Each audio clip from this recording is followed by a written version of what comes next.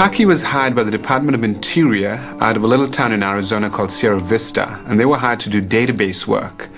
And that contract, which was sort of a blanket contract that allowed them to do a whole bunch of different things, was used to do interrogation in Abu Ghraib.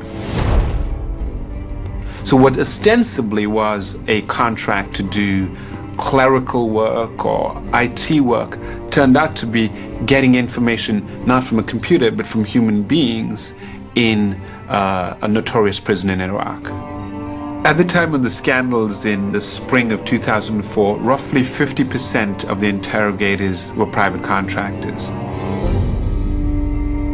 This amendment, Madam President, attempts to address what I believe is a very legitimate and serious concern that have come to light in recent days with respect to the use of, or misuse of, contractors in the treatment of detainees in Iraq.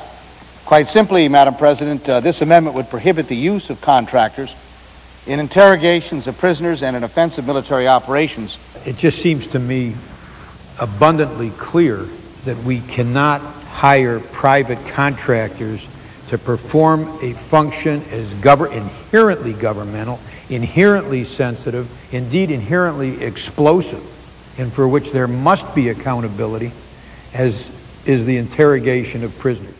Corporations exist to make a profit, and when they're hired to do jobs, whether it's the provision of water or the interrogation of prisoners, their job is to get as much work as possible, make as much profit as possible. Now that doesn't work in the field of intelligence, period. You do not put personnel who do not have allegiance and 100% loyalty to America, you do not put them in sensitive key government activities like military intelligence gathering. It creates a conflict too, because we were uncertain. We knew what our chain of command was. That was very clear, and we were forced to memorize it and follow it. But what's the khaki chain of command?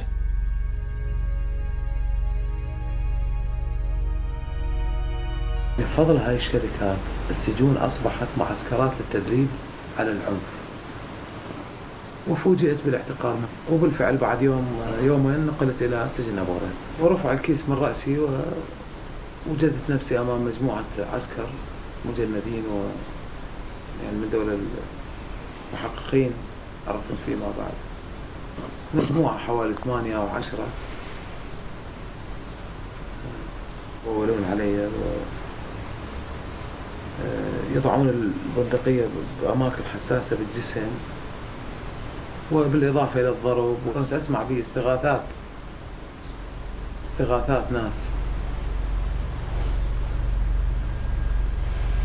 ناس تستغيث من تعذيب أو من ضرب ونباح كلاب.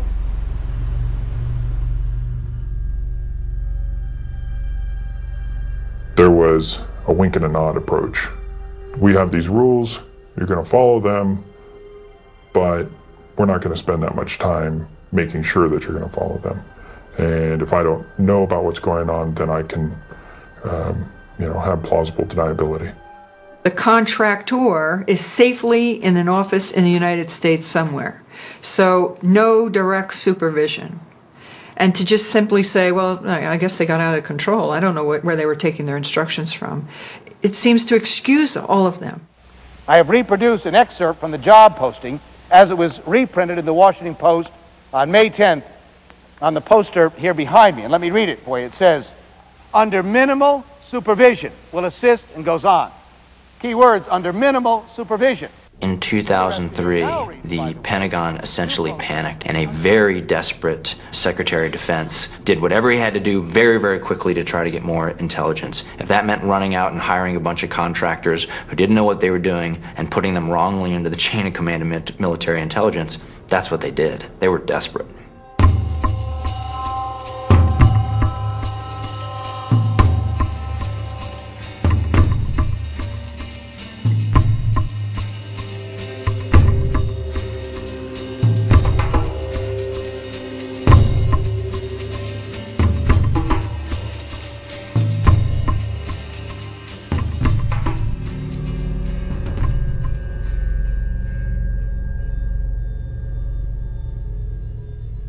The contracting business in Iraq is very, very lucrative.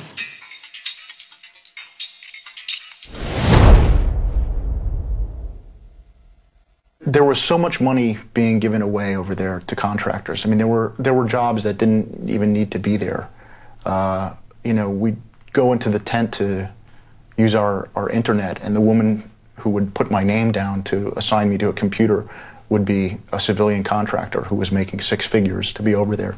Why is she there? Why are we paying this woman to do this? They threw so much money at these people they can't refuse. I mean, if you're a mechanic, you're making like 20 or 30,000, and someone offers you 100,000 a year tax-free to go to Iraq, and that's hard. I think that's really hard to refuse.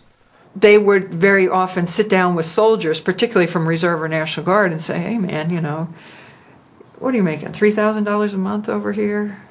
You know, I make that in a week. You would talk about how, you know, in 8 more months, I'm going to be out of here and I'm going to be making 140 grand. It certainly affected retention, because I don't know why any military person would re-enlist to do the same job when they could get out of the military and make, you know, 6 times the money and do the same job. There was a little phrase that we threw around, food for freedom, that if you wanted to get paid more, you should start eating more so that you'd get booted out for being overweight. And it's an honorable discharge, and it would boost your pay, you know, your net worth by about 5 times if you were to do such a thing, and it worked.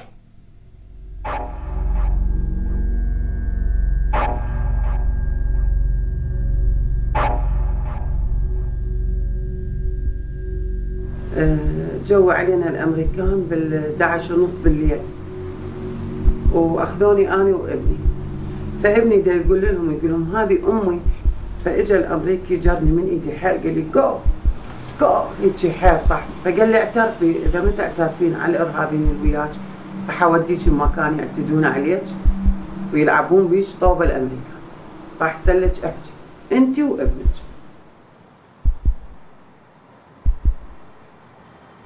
I was getting really angry. I mean, especially because I knew that a lot of these prisoners that I saw with these injuries from abuse and torture really hadn't done anything. They weren't part of the insurgency. They were just picked up for no reason at all. We were interrogating taxi drivers and like pizza delivery guys. It was just, you know, we called him Average Ahmed. Using methods such as torture and also using people who are not qualified to do this job has resulted in bad information and therefore problems for national security and for the soldiers, because you're getting information that's no good. In a lot of areas where you start noticing a lot of, you know, a lot of hostility against American soldiers, it's not because the soldiers are doing a lot of wrong things. It's because sometimes maybe the communication that has been transmitted to them has been transmitted to them wrongly and professionally and serving someone else's interest. These are Titan linguists. They were hired by Titan. Titan has long-standing contracts providing critical information technology and support services for some of our nation's most valuable defense assets. Under a contract with the U.S. Army's Intelligence and Security Command, Titan has over 4,000 linguists that provide invaluable mission-critical services. Titan is the company that provides the linguists and continues to provide the linguists throughout Iraq. They're the biggest provider in this business.